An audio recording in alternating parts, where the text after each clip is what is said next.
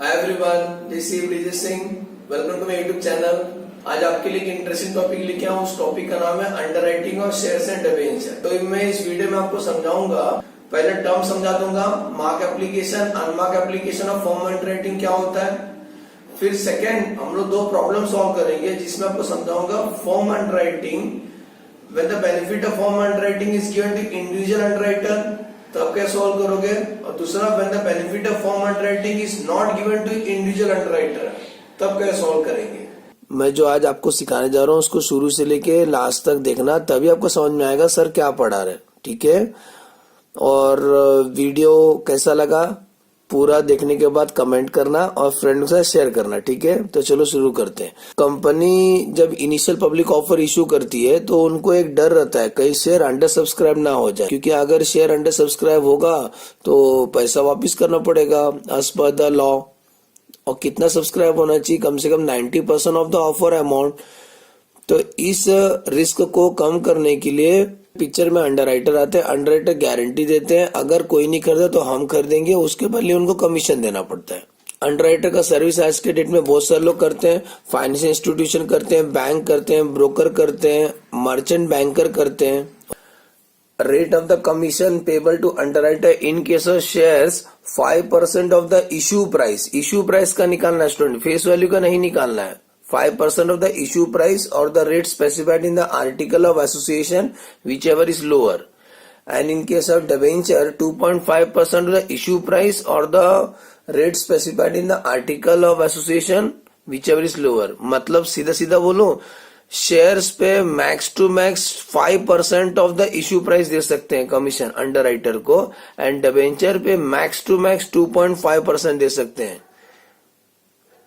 पहले आपको टर्म समझा दूं, मार्क एप्लीकेशन, अनमार्क एप्लीकेशन और फॉर्म अंडरराइटिंग क्या होता है, फिर इससे रिलेटेड दो प्रॉब्लम सॉल्व करेंगे हम लोग। Okay, the application form bearing the stamp of the underwriter is called mark application. The benefit of mark application is given to the concern underwriter. Example, mark application A is given to A only. देखो क्या होता है, जब शुरू में application देते हैं public को शेयर्स के लिए, तो कुछ एप्लीकेशन के ऊपर रबर स्टैम्प ऐड किया होगा उस अंडरराइटर का, तो उसका बेनिफिट उस अंडरराइटर को देंगे। एग्जाम्पल, जैसा अभी पब्लिक वोट देती है बीजेपी को तो उसका वोट बीजेपी में काउंट किया जाएगा। अगर पब्लिक वोट देती कांग्रेस को तो उसका वोट कांग्रेस में गिना जाएगा। वैसे ही अगर एप्लीकेशन पे ए का रबर स्टैम्प है तो उसका काउंटिंग ए में किया जाएगा। ऐसी अगर एप्लीकेशन पे बी का रबर स्टैम्प है तो उसका काउंटिंग बी में किया जाएगा। अगर उस एप्लीकेशन पे सी का रबर स्टैम्प है तो उसका काउंटिंग सी में किया जाएगा। एज्यूमिंग समझा। मार्क एप्लीकेशन किसको बोलते हैं, वो एप्लीकेशन जिसपे रबर स्टैम्प होता है अंडरराइटर का, उसको बोलते हैं मार्क एप्लीकेशन। कुछ ऐसे एप्लीकेशंस होते हैं जिसके ऊपर किसी का रबर स्टैम्प नहीं होता है, उसको बोलते हैं अनमार्क एप्लीकेशन। तो उसको कैसा बांट के लेते हैं, ग्रॉस लायबिलिटी का रेशियो में पढ़ते हैं। Unmarked application. The application form not bear the stamp of the underwriter is called unmarked application. The benefit of unmarked application is given to the underwriter in the ratio of gross liability. Sir important word क्या है student, gross liability का ratio बांट के लेंगे वो लोग। Gross liability किसको बोलते हैं, शुरू में जब अंडरराइटर ने कॉन्ट्रैक्ट किया होगा कंपनी से तो एक रेशियो डिसाइड किया रहेगा, उस रेशियो में बांट के लेंगे वो लोग।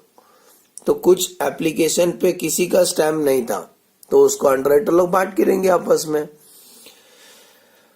तो मार्क समझ में आया, जिसके ऊपर स्टैम्प होता है उसको मार्क बोलते हैं, जिसके ऊपर रबर स्टैम्प नहीं होता उसको अनमार्क एप्लीकेशन बोलते हैं। और तीसरा है बच्चों फॉर्म अंडरराइटिंग। फॉर्म अंडरराइटिंग में क्या होता है, कभी कभी कंपनी जब शेयर इशू करती है तो कुछ अंडरराइटर भी इंटरेस्टेड होते हैं उस कंपनी के शेयर्स खरीदने के लिए। तो अंडरराइटर क्या बोलते हैं, कुछ शेयर हमको चाहिए, पर्सनल चाहिए हमको। तो यहाँ पर अंडरराइटर खुद इंटरेस्टेड होते हैं उस कंपनी के शेयर्स खरीदने में। Okay, form underwriting is a definite commitment by underwriter to take up specified number of security irrespective of the number of security subscribe by public. मतलब पब्लिक कितना भी खरीदे, हमको इतना शेयर चाहिए खुद के लिए, उसको बोलते हैं form underwriting.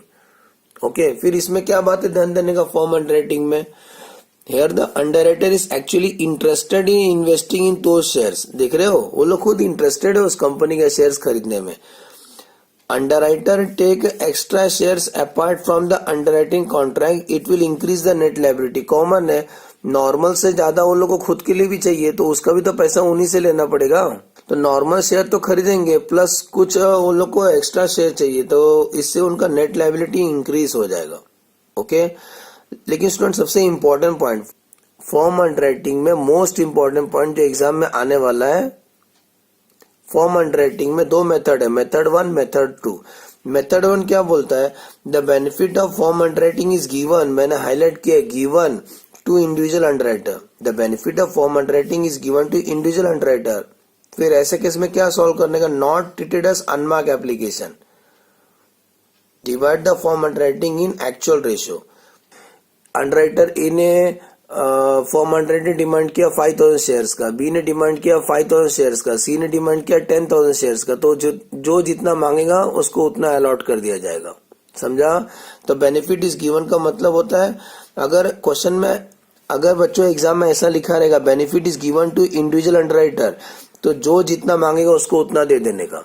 Okay, method number 2, the benefit of form underwriting is not given to individual underwriter, ऐसा केस में उसको अनमार्क एप्लीकेशन ट्रीट करने का, और आप जैसा मांग रहे हो आपको नहीं मिलेगा, जितना आप शेयर्स आप डिमांड कर रहे हो उतना नहीं मिलेगा। फिर ऐसा केस में आपका जो फॉर्म अंडरराइटिंग है उसको ग्रॉस लायबिलिटी का रेशियो में बांट के लेने का। ओके, जो मेथड नंबर 1 है स्टूडेंट, मेथड नंबर 1 के ऊपर प्रॉब्लम सॉल्व करेंगे तभी आपको और क्लियर होगा। मेथड नंबर 2 के भी प्रॉब्लम सॉल्व करेंगे। ओके, चलो आ जाओ प्रैक्टिकल सॉल्व करते हैं इससे संबंधित। Excel limited invite application from the public for 1 lakh equity share of 10 each at a premium of 5 per share. Excel limited ने 1 लाख शेयर इश्यू किया, इनिशियल पब्लिक ऑफर है पब्लिक को।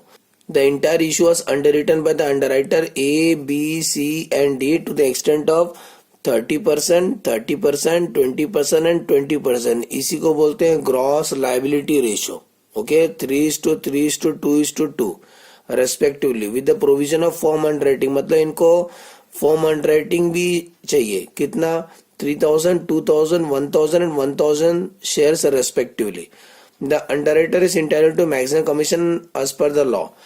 Company has received application, company को application कितना मिला? Received application of 70,000 shares, ठीक है ना, 70,000 शेयर्स का एप्लीकेशन आया from the public, out of which application of 19,000, 10,000, 21,000 and 8,000 mark application है। क्लियर? 70,000 के अंदर इतना मार्क एप्लीकेशन है, 19,000, 10,000, 21,000 और 8,000, तो मार्क एप्लीकेशन होगा 58,000 in favor of A, B, C, D respectively. Calculate the liability of each underwriter when the form underwriting share is treated as, दो बताया ना फॉर्म अंडरराइटिंग में, पहला हम फॉर्म अंडरराइटिंग को मार्क एप्लीकेशन ट्रीट करेंगे तब क्या सॉल्व करेंगे, और फॉर्म अंडरराइटिंग को अनमार्क ट्रीट करेंगे तब क्या सॉल्व करेंगे। ओके, तो पहला वाला सॉल्व करने जा रहा हूँ ए, तो जरा एक वर्किंग करके दिखाता हूँ। पहला मार्क वाला करके दिखा रहा हूँ। मार्क वाला, अगर फॉर्म अंडरराइटिंग को मार्क एप्लीकेशन ट्रीट करेंगे तब कैसे सॉल्व करेंगे, समरी बना के दिखाता हूं। देखो, हमने इश्यू कितना किया था? इश्यू किया था 1 लाख शेयर इश्यू किया था, बरोबर 1 लाख शेयर इश्यू किया था। इस 1 लाख के अंदर दो बातें, कितना सब्सक्राइब हो गया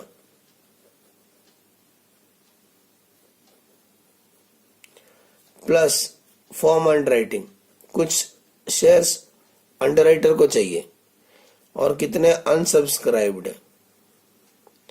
तो सब्सक्राइब एप्लीकेशन देखो कितना दिया है, कंपनी सीरीज से एप्लीकेशन है 70,000, तो 70,000 is the subscribe plus form underwriting कितना चाहिए था? 3, 4, 5, 6, 7, 7,000 फॉर्म अंडरराइटिंग शेयर्स थे, 70,000 प्लस 7,000। इस 70,000 के अंदर मार्क एप्लीकेशन कितना है? शॉर्टकट लिखो, एम के मतलब मार्क एप्लीकेशन, ये अनमार्क एप्लीकेशन, ठीक है।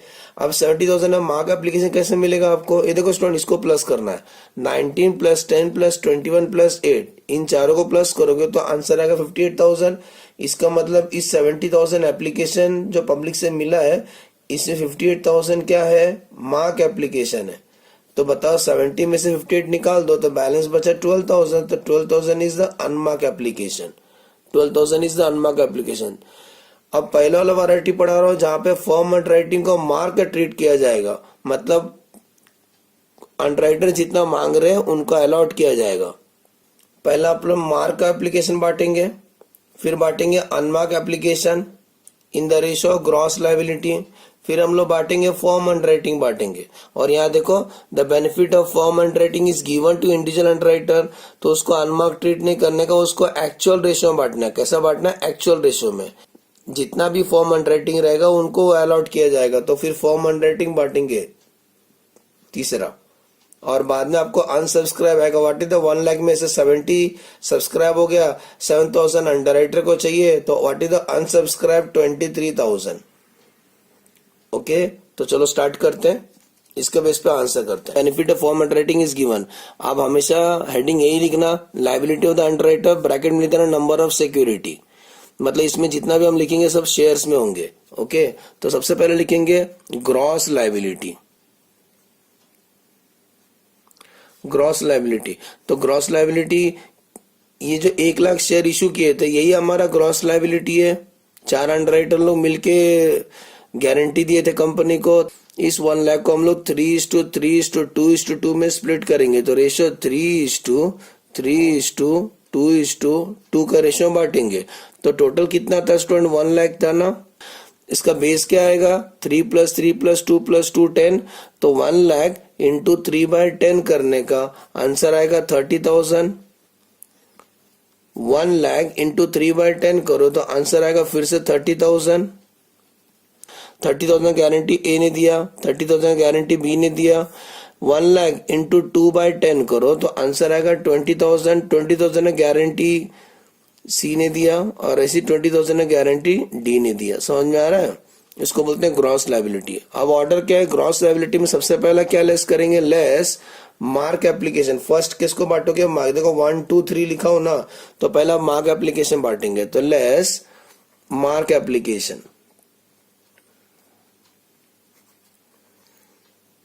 मार्क एप्लीकेशन, मार्क एप्लीकेशन बाजू में लिख देना एक्चुअल। एक्चुअल का मतलब होता है जैसा दिया है वो उतना ही उनको क्रेडिट मिलेगा।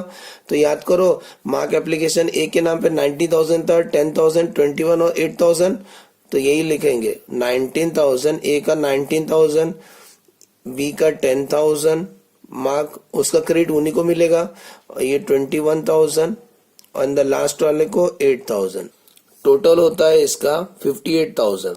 लेकिन एक इंपॉर्टेंट पॉइंट स्टूडेंट, जो मैं लेस करूंगा ना उसको ब्रैकेट दिखाऊंगा, ठीक है? तो ये ब्रैकेट का मतलब माइनस होता है, तो आप इसको सब जगह ब्रैकेट दिखा देना। अब क्या करना है? ग्रॉस लायबिलिटी में से मार्क एप्लीकेशन निकाल दो तो बैलेंस बचेगा। जो भी कुछ आएगा उसको आप हमेशा बैलेंस बोलोगे।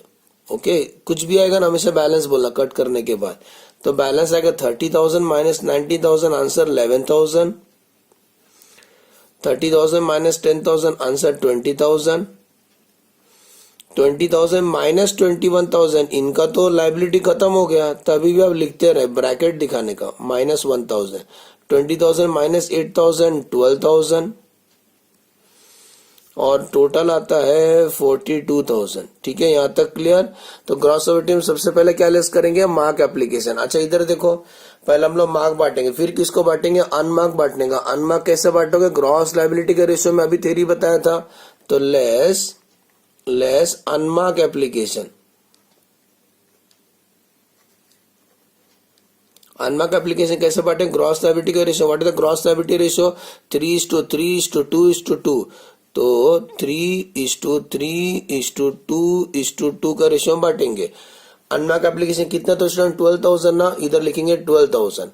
इस 12,000 को ये रेशियो में बांटेंगे 3:3:2:2, तो बेस होता है 10, तो 12,000 इंटू 3/10 करो, आंसर आएगा 3,600।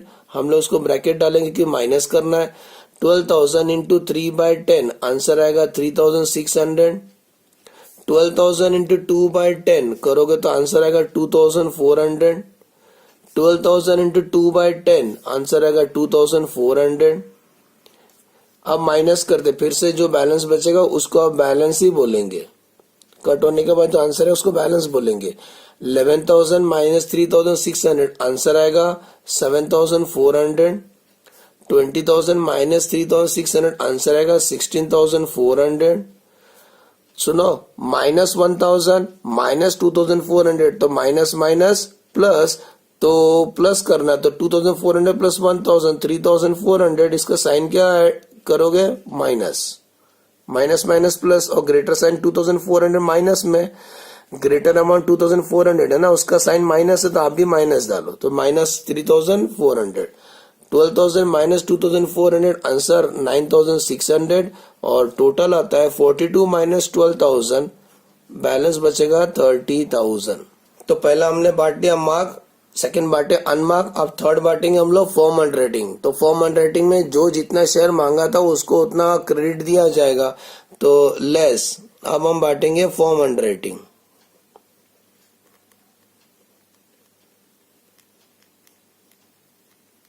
लेस फॉर्म अंडरराइटिंग, और फॉर्म अंडरराइटिंग के बाजू में लिख देंगे एक्चुअल। एक्चुअल मतलब जितना आप बोले उतना आपको क्रेडिट दिया जाएगा, बेनिफिट आपको दिया जाएगा। तो बताओ फॉर्म अंडरराइटिंग क्वेश्चन में कितना आता है, 3211 ना, तो टोटल आता है फॉर्म अंडरराइटिंग 7000। ये 7000 आपको दिया जाएगा क्रेडिट। तो ए का कितना था 3000, बी का 2000, सी का 1000 और डी का 1000, इतना आपको क्रेडिट दिया जाएगा। अब कट होने के बाद जो आंसर आएगा हमेशा आप उसको बैलेंस बोलेंगे। तो 7400 माइनस 3000, आंसर आएगा 4400। 16,400 माइनस 2000, आंसर आएगा 14,400। माइनस, ये भी माइनस, तो माइनस माइनस प्लस, तो माइनस में आंसर आएगा -4400। 9,600 माइनस 1000, आंसर आएगा 8,600, और 30,000 माइनस 7,000, आंसर 23,000। ओके, ये बैलेंस 23,000 है। अब क्या करना है अगला स्टेप, तो स्टूडेंट सबसे पहले बांटना है मार्क, फिर बांटना है अनमार्क, फिर बांटना है फॉर्म। इसका क्या करना है, किसी का आंसर अगर माइनस में रहेगा तो उसका लायबिलिटी खत्म हो गया है, उसका लायबिलिटी बिल्कुल नहीं है उस अंडरराइटर का, तो वो अपना क्रेडिट वो बाकी अंडरराइटर को पास करेगा। किस रेशियो में, इन the ratio of gross liability का रेशियो बांट के लेंगे। मतलब सी का आंसर माइनस में ना, इसका ना सी का लायबिलिटी खत्म हो गया है, तो सी क्या करेगा, अपना क्रेडिट ए, बी और डी को ट्रांसफर कर देगा। तो लिखेंगे less surplus of C given to, किसको देंगे, ए, बी एंड डी को देंगे। Clear, surplus of C given to A, B and D. तो जिसको बांटते हैं ना उसको आप प्लस कर देना, और जिसको देंगे उसमें माइनस करना। 4400 कैसा बांट के लेंगे सर, 3:3:2। समझा क्यों किया, क्योंकि सी का तो नहीं देना है ना, तो देखो सी को अगर निकाल दो तो रेशो क्या बचेगा, 3:3 और 2 ना, तो रेशो आएगा 3:3:2। मतलब इसका बेस चेंज हो गया, 3 + 3 6, 6 + 2 8, मतलब 3/8 करना। ओके, नहीं तो डाउट आएगा फिर से आपको।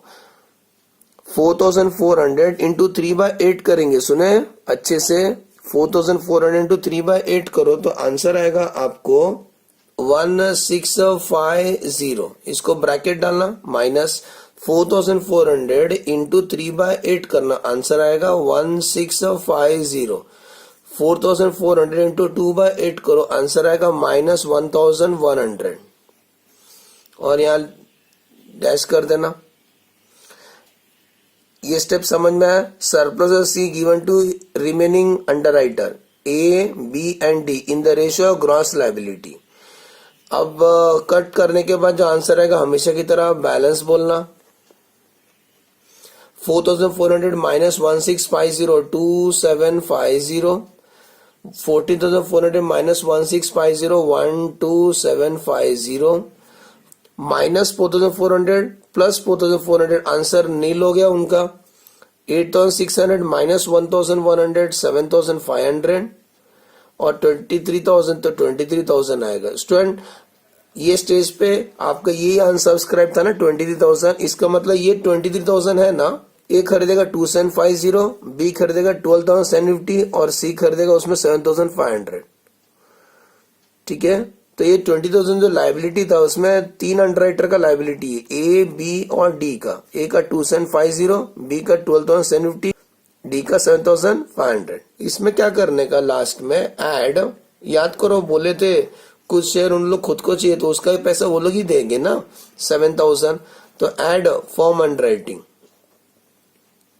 मतलब स्टूडेंट फॉर्म अंडरराइटिंग आप जो लेस किए थे ना, फिर से ऐड करने का वो लाइबिलिटी पता लगाने के लिए। तो ऐड फॉर्म अंडरराइटिंग, तो कितना या बेनिफिट दिया जाएगा ना, जितना मांग रहे हो उतना आपको बेनिफिट दिया जाएगा।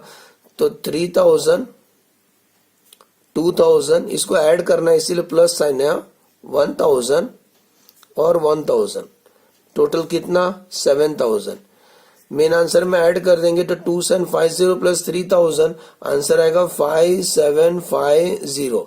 सेकंड का आएगा 14,750, थर्ड का सी का आएगा 1,000 और डी का आएगा 7,500 प्लस 1,000, 8,500 और फाइनल आंसर 23 प्लस 7, आंसर 30,000। इसी आंसर को बोल देने का नेट लायबिलिटी। ओके, तो फर्स्ट वैरायटी समझ में आया। फर्स्ट वैरायटी क्या था, the benefit of form underwriting is given to individual underwriter. तो यहाँ क्या करने का, ये पॉइंट नया पॉइंट है, याद रहेगा, ये पॉइंट मैं स्टार बनाया हूं। यहाँ पे बेनिफिट दिया गया है, पहला मार्क का, फिर अनमार्क का, और बाद में फॉर्म अंडरराइटिंग या फॉर्म अंडरराइटिंग को एक्चुअल में बांटने का, एक्चुअल। तो 3, 2, 1, 1। ओके, अब हम लोग सेकेंड वैरायटी करेंगे जहां पर benefit of form underwriting is not given to individual underwriter. तो ऐसा केस में फॉर्म अंडरराइटिंग को अनमार्क ट्रीट करेंगे। ओके, चलो अभी सेकेंड वैरायटी करते हैं। सेम क्वेश्चन को फिर सॉल्व करेंगे, फिर से ध्यान देना यहाँ क्या करना है। अब बताओ, अभी बी का आंसर देने जा रहे हैं हम लोग, अभी बी का आंसर देने जा रहे हैं। तो बी में बताओ, फिर से यही करते हैं। बताओ शेयर्स कितना इशू किए थे, 1 लाख शेयर इशू किए थे हमने, ठीक है, 1 लाख शेयर हमने इशू किया था। इस 1 लाख के अंदर दो बातें, सब्सक्राइब्ड प्लस फॉर्म अंडरराइटिंग है और बाकी अनसब्सक्राइब्ड है। तो सब्सक्राइब कितने थे स्टूडेंट, 70,000 इज द सब्सक्राइब, और फॉर्म अंडरराइटिंग कितने थे, ये रफ समरी हमें इसे करके देखना है एग्जाम में। और फॉर्म अंडरराइटिंग कितने थे, 7,000। तो what is the unsubscribe, 23,000।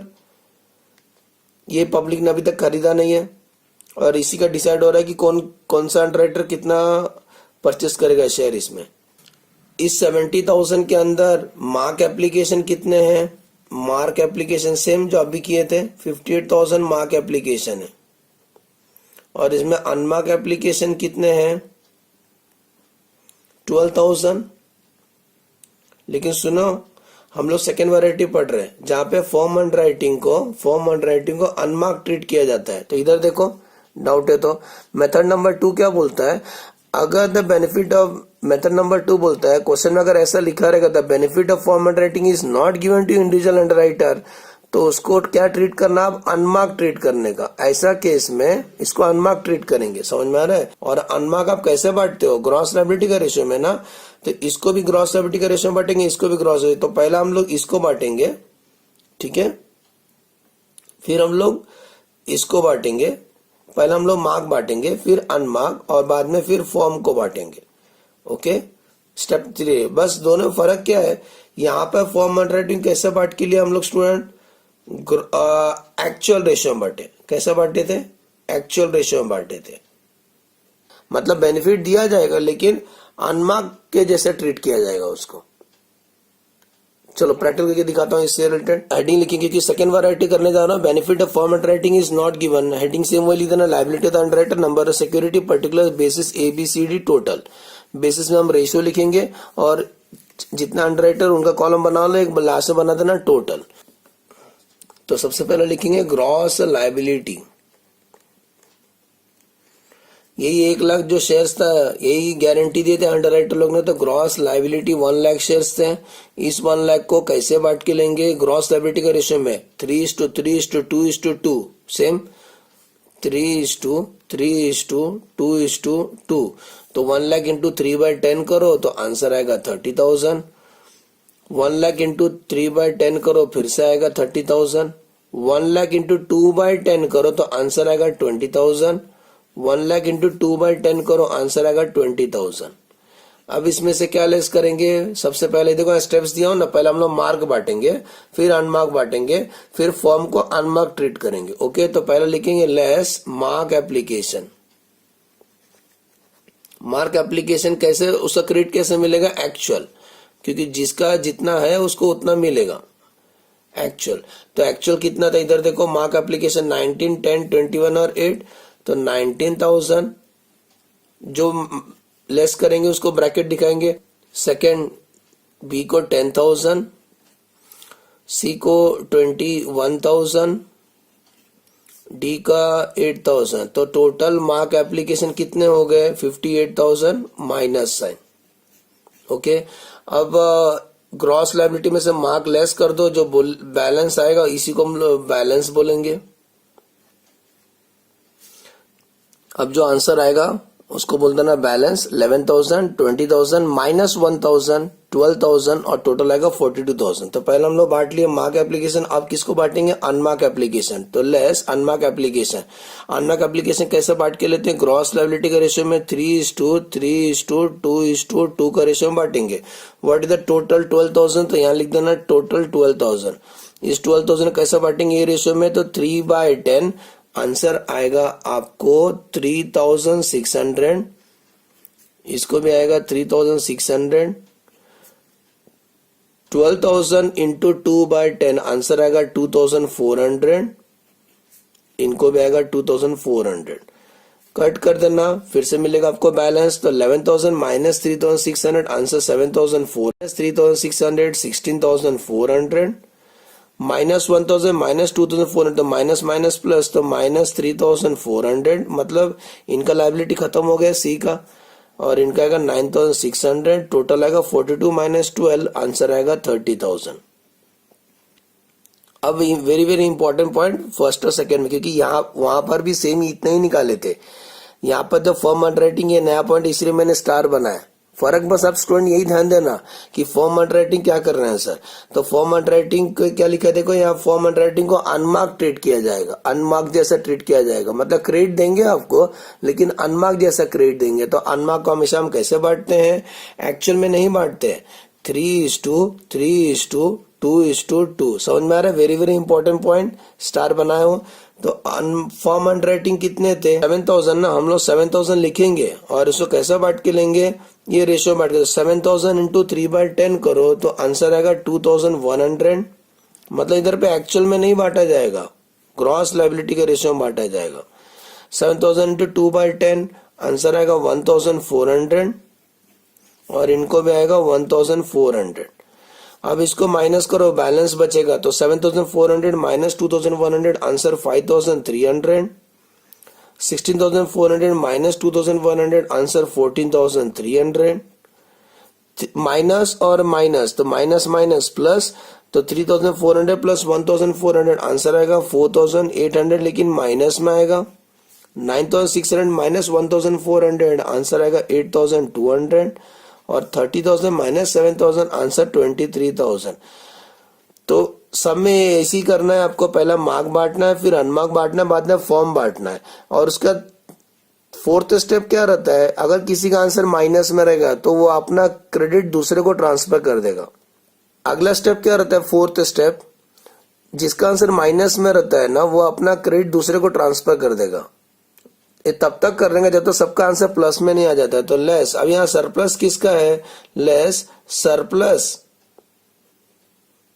Surplus of C given to किसको, ए बी और डी को देगा, क्या रेशियो में, 3:3:2 का रेशियो में, क्योंकि सी का पत्ता गुल। अब 3 लोग को बांटेंगे, 3:3:2 में बांटेंगे, तो जिसको बांटते हैं उसको आप प्लस कर देना और बाकी लोग को माइनस करेंगे। तो सी और डी, तो इसका 20,000 जो शेयर अनसब्सक्राइब था, कौन सा अंडरराइटर कितना लायबिलिटी रहेगा, तो ए का लायबिलिटी रहेगा 3,500, बी का रहेगा 12,500, सी का लायबिलिटी नील हो गया और डी का 7,000। लेकिन फर्स्ट वैरायटी करो, सेकेंड वैरायटी करो, फर्स्ट मेथड करो, सेकेंड मेथड करो, मेथड नंबर 2 है। दोनों केस में आप फॉर्म अंडरराइटिंग ऐड करने का, तो ऐड फॉर्म अंडरराइटिंग, लेकिन एक पॉइंट इंपॉर्टेंट, आप लेस जितना किए थे उतना नहीं ऐड करने का, क्योंकि इसका पैसा तो वो लोग ही देंगे ना, उससे पैसा तो वो लोग ही देंगे, अंडरराइटर ही देंगे। तो फॉर्म अंडरराइटिंग आप उतना ही ऐड करना जितना आपने ये किया था। फॉर्म अंडरराइटिंग आप उतना ही ऐड करना जितना आपने सब्सक्राइब, जितना आपने मांगा था। 3211 समझ में आ रहा है? यही नया पॉइंट है। 3000, 2000, 1000 और 1000, क्योंकि इतना शेयर वो लोग ही सब्सक्राइब किए, इतना शेयर उनको ही चाहिए, तो उसका पैसा वही देंगे ना। 3000, 2000, ये तो क्रेडिट ट्रांसफर करने का बारी आया था। क्रेडिट हम लोग ऐसा लेंगे, ग्रॉस लायबिलिटी का रेशियो में लेंगे उसका, लेकिन पैसा देने का बारी आएगा तो उन्हीं से लेंगे आप। तो टोटल कितना हो गया सर? 7000। अब इसको ऐड कर देना, जो आंसर आएगा इसी को आप बोल देना नेट लायबिलिटी। तो 3500 प्लस 3000 इनका लायबिलिटी आता है 6500। 12500 प्लस 2000 इनका आता है 14500 और इनका आएगा 1000। 7 प्लस 1 आंसर 8000, टोटल आता है 30000। मतलब फर्स्ट वैरायटी, फर्स्ट मेथड करो, सेकंड मेथड करो, आपका टोटल लायबिलिटी सेम रहेगा। देखो यहाँ पर भी 30 है, उसमें भी 30 है। चलो दिखा देता हूँ। देखो आपके सामने हो गया, समझ में? Problem completed. एक बार फास्ट रिकॉल करा देता हूँ, दोनों में फर्क क्या है। देखो ये benefit is given to individual underwriter, तो फॉर्म अंडरराइटिंग कैसे बांट के लेंगे? उसका जो बेनिफिट है, मतलब उसका जो क्रेडिट है, वो आप एक्चुअल रेशियो में बांट के लेंगे और ऐड करेंगे, वही ऐड करेंगे सेम। लेकिन जब बोलते हैं benefit is not given to individual underwriter, जब बोलते हैं बेनिफिट इज नॉट गिवन, तो फॉर्म अंडरराइटिंग कैसे बांट के लेंगे? ग्रॉस लायबिलिटी का रेशियो बांट के लेंगे और ऐड उतना ही करने का जितना आपने डिमांड किया था। ओके, एस्यूमिंग समझ में है। वीडियो कैसा लगा कमेंट में जरूर बताएं और फ्रेंड के साथ शेयर करें।